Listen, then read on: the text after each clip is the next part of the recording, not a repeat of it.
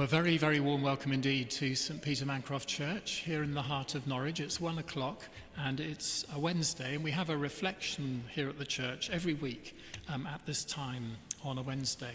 I'm Edward Carter, the vicar here. If you're just enjoying looking around the church, please do carry on doing so. But if you want to listen in to my short reflection, then please do that as well. Well, football is in the news. There's a big European tournament happening just at the moment. Don't worry if you've not heard about it or are not remotely interested, but if you are, you'll be wondering perhaps how England are doing, or maybe you have another national team. The news about England is mixed. They played last night and ground out a 0-0 draw, so I didn't see it, I'm afraid.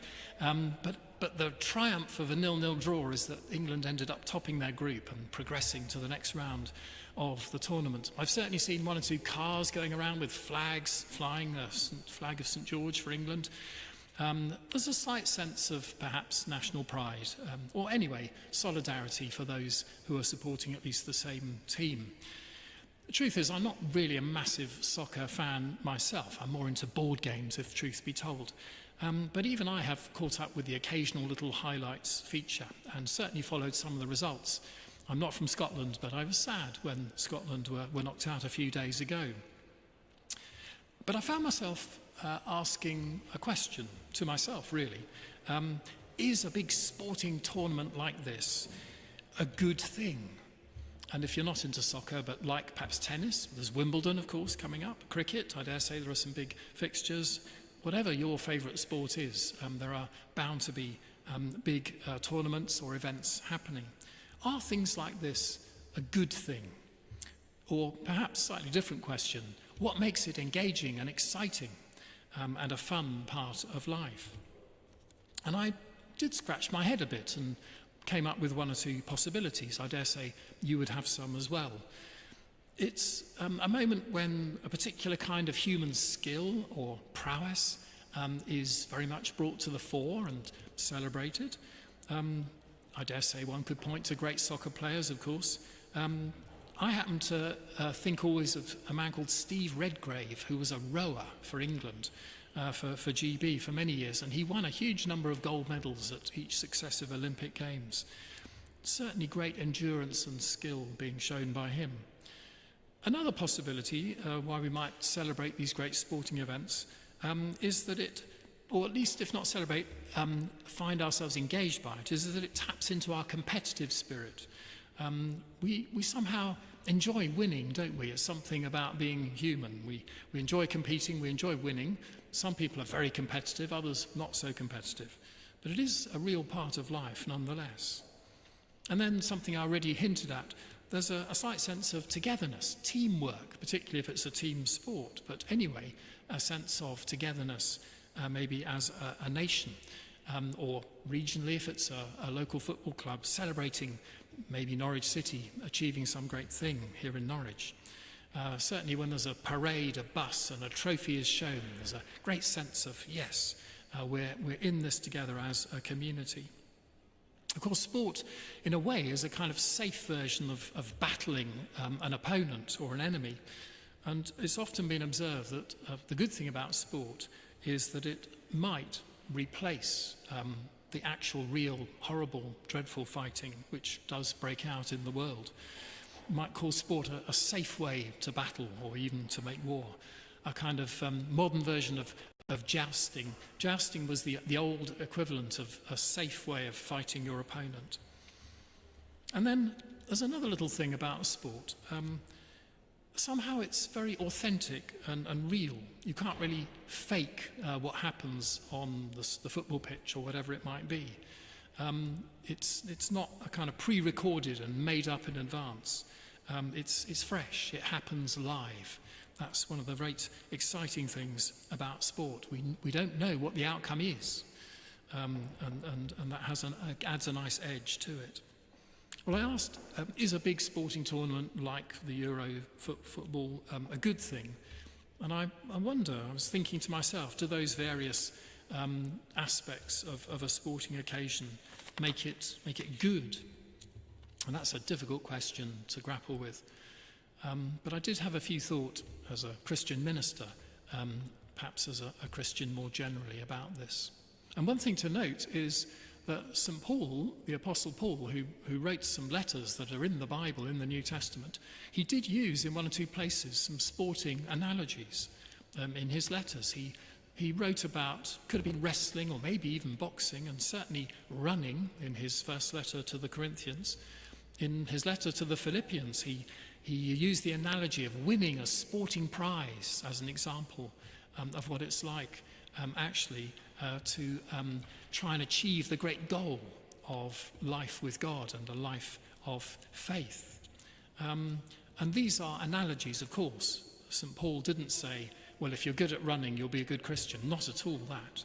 Obviously not. But he did say there's something about that competing and that taking part in sport which can give us a little insight into one of the ways that we go on the spiritual journey through life. Well, slightly different reflection from me as well. Sport, of course, can be a leisure activity, a fun thing, an amateur activity, one might say. And that sense of play, playfulness, is certainly important. It can be represented in many different ways. Sport is just one of them. And I think surely that has to be a good thing, that sense of playing alongside other people and with other people. But of course, sport, notably, can be commercialised. It can certainly be professionalised. People earn a lot of money doing some sports. What's more, sport can be linked to advertising a great deal, and certainly linked to gambling. So that kind of joy of taking part, joy of play, can be replaced with a kind of win at all costs and what's in it for me mentality, which I think probably is a shame myself. And there are ways in which sport can be used as a political tool. Certainly in South Africa, when the apartheid regime was still in place, sport was used as a tool to keep the population separate. And one only has to think of some of the big Olympic Games in the Cold War, particularly Moscow in 1980 and then Los Angeles in 1984, when the other side, as it were, wouldn't come and take part, and it became a kind of political football. So I suppose, like a lot of things, sport and a big sporting occasion potentially is full of goodness, but it can become corrupted. It can become spoilt. Well, just a few final thoughts on this sporting reflection. It's interesting, I looked up, in November 1880, a church called St. Mark's, West Gorton, set up a football team. So that's well over 100 years ago. Eventually, that team became Manchester City Football Club, which, of course, won the Premiership here in England. It was a church football team, and it grew into a huge and successful international presence. The same is true of a number of leading soccer clubs, actually. Everton, Fulham, Southampton, in Scotland, Celtic, started by churches, a kind of youth group activity.